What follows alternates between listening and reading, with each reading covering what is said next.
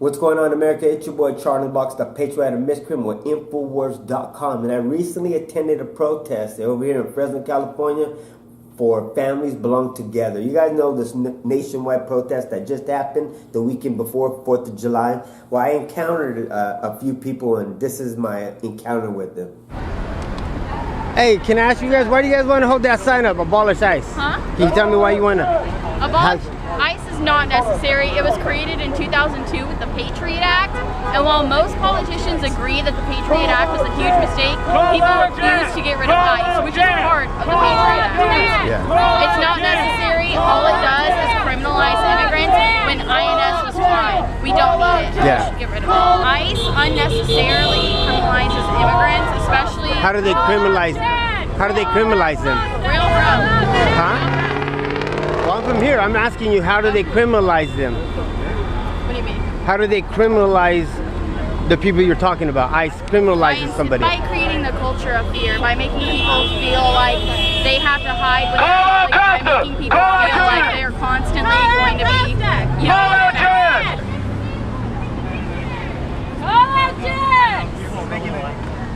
Hey, can any of you guys make a comment about a smashing white supremacy? Not to the press, sorry. You guys don't talk to the press? I guess not. Not with this side, we don't talk to the press. No? Yeah, I feel like it's pretty self-explanatory. Smash white supremacy. Alright. So what you doing out here, bro? Huh? What you doing out here? I'm out here to protest the separation of families and the way ICE is treating families. Yeah. What do you mean? How are they treating families? We're separating children. Right now, I know that's been put temporarily on hold, but we want to abolish ICE because we can't allow an institution like this to put families in jail simply because they're here without papers. There's all sorts of people out here who are just working people who are trying to get by, and it's insane that we're trying to oppress these people and put them away simply because they're here without papers, even though they're working people who have jobs, who have families, who live like everybody else, who aren't criminals, but they're tried just because they were here without papers. Okay. I think that's wrong. Okay, they're here without papers, right? But if they're here without papers, they automatically broke the law coming into the country. What's our country without a set of rules and laws that govern us? What makes America different than Mexico if it's not the rule of law? If we allow one act of lawlessness to happen, where do we stop it? We know there's a lot of corruption within Washington, right? You could agree with me on that. We can't scapegoat immigrants for the economic problems we have in the United States. Yeah. Persecuting Jews, persecuting homophobes, persecuting homosexuals was legal in Germany. Yeah. All the things the Nazis did were legal in German law. And they all talked about upholding rule of law, making sure we don't end up like the United States. Well, look what they did in Germany. Yeah. Out of breath because it's really hot out. But we can't allow it to happen in the United States. Yeah. We have to stand up and prevent scapegoating of a group of people just because they're disadvantaged because they're here without papers. Okay. We can't allow these stereotypes. We can't label these things, and we can't act like this is the rule of law. Okay. When this is immoral, then we're ignoring the real problems that are causing the problems in this country. What's a country without a border and then you just let mass migration come in? When you have a border, you are now constructing yourself becoming a nationalist individual. You are now saying that your borders are superior to those of other people, which is not a good thing. It's not a good thing when you're saying that whoever is in these lines, we're gonna be nicer to than people that are outside. So you would say that you're more of a globalist than a nationalist? No, I'm an activist that's looking beyond globalism or nationalism. Yeah. Because when you label it those terms, people start to pigeonhole you. You know, you'll get called things by mainstream. You know, Alex Jones, he always raves about the globalists. Or nationalists, then you're looking at, you know, becoming looked at as you know, white supremacy or Mexican supremacy or whatever it is. So in the sense of those ists or isms, I try to stay away from them only because, like I said, they pigeonhole you. If you're looking to build cohesion in a democracy, you're not looking at trying to use language that's going to be offensive to people. Mexico's a democracy and America's a republic, so what's the difference between the two? We're talking about the idea that Mexico has now become very much ingrained in corruption. Yeah. I mean, this started, way back. Before Carranza, before everyone, in the sense of where Mexico and how they were being played by America happened. I know Sunday Mexico's going to have an election for another president. It's going to be, for all intents and purposes, Andres Manuel Lopez Obrador. And America being such a great nation, and how opportunities over, because I think that's what most of these illegal immigrants from around the world are coming to, because they come to America for opportunity. But they're coming to America for an opportunity, right? And there's opportunity in America, but what gives America opportunity and not Mexico, though? Well, who's it great for? Who? What do you mean? America. America's only been great for one segment for the longest time. America hasn't been great for every nationality and every ethnicity. America's only been great for one, and that is the elitist, and that's the social people at the top. It hasn't been great for minorities.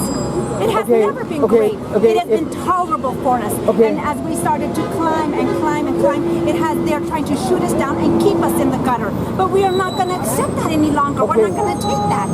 If that's what America's done, why are all these people coming to America? Because as bad as it is here, it is better than where they are at right now. So the opportunity, I would say, is not where they're fleeing from, but where they're coming to.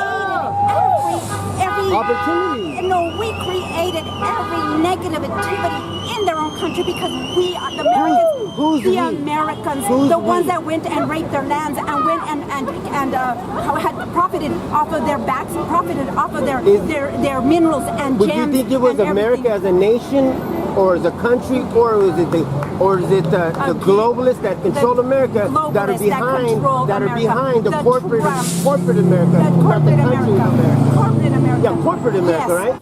See, when I go to these protests in my community, I go in it as an independent reporter. I want to give the people a voice. We have a freedom of speech, and I got a platform to allow them to talk to the world to get their point across. Because I believe, even though I may not agree with what they're protesting for, I believe they have the same right that I do to put out a video. And if they can't do it themselves, well, I give people that platform. So today we got Infowars.com and their next reporter contest. And you know what, Alex, I've been doing these videos for the past 9 years, accumulating information and knowledge and reading books more than I've ever done in the past. I've learned everything with my editing skills, my reporter, whatever I do, I learned it just as a hobby. So if you guys are looking for a reporter over here in the Central Valley in California that is going to be dedicated, because I've done this as a hobby for 9 years, so if I could get paid for it, man, I'm even going to try even harder, man. Anywhere I need to go up and down this state to San Francisco, to Berkeley, to LA, anywhere, I could be there within 3 hours. So I think that plays a really big advantage in playing my cards out there, and I hope you guys take me in consideration for the next Infowars reporter contest. Thomas Paine said it's the duty of the patriot to protect his country from its government. So I'm only trying to protect my country from its government, and that's why I am the patriotic miscreant.